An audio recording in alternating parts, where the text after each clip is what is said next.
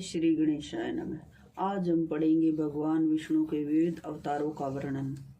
जय माँ भगवती।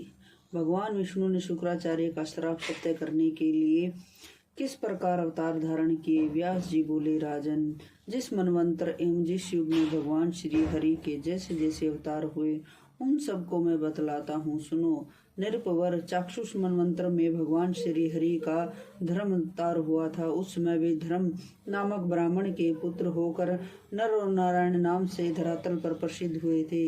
इस वैवस्वत मनवंतर के दूसरी चतुर्युगी में अत्रि के पुत्र बनकर भगवान धराधाम पर पधारे। वहां उनका दत्तात्रेय अवतार हुआ। देवताओं का कार्य सिद्ध करने के लिए चौथे चतुर्युग में भगवान नरसिंह अवतार हुआ।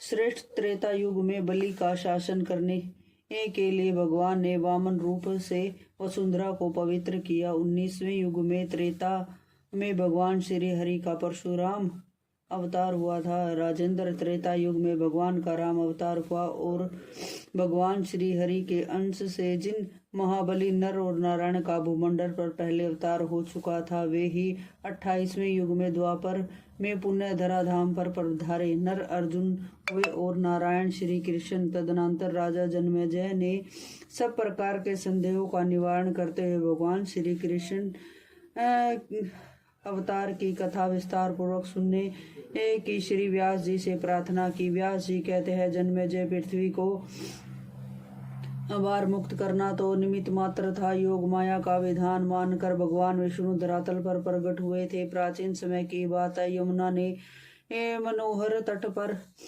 मधुवन नाम का एक वन था। ययातियों के एक वंशज का नाम सूरसेन था। महाराज वे मथुरा के राजा हुए थे और वहां की सारी संपत्ति भोगने का सुअवसर उन्हें प्राप्त हुआ था। वरुण के श्राप अनुसार कश्यप जी उन्हीं के वंशज दूसरे सूरसेन के पुत्र बनकर उस पावनपुरी में पधारे। वसुदेव के नाम से उनकी प्रसिद्धि हुई थी। उस समय वहां के राजा उग्रसेन थे। उनके पुत्र में जो सबसे बड़ा था उसकी कंस नाम से विख्याति हुई थी। वरुण ने अदिति को भी श्राप दे दिया था, अतः वे भी कश्यप जी के अनुगामिनी बनकर जगत में पधारे। उन्होंने देवक को अपने पिता का सुअवसर प्रदान किया। वे देवकी नाम से प्रसिद्ध हुई। महात्मा देवक ने अपनी पुत्री देवकी का विवाह वासुदेव के साथ किया।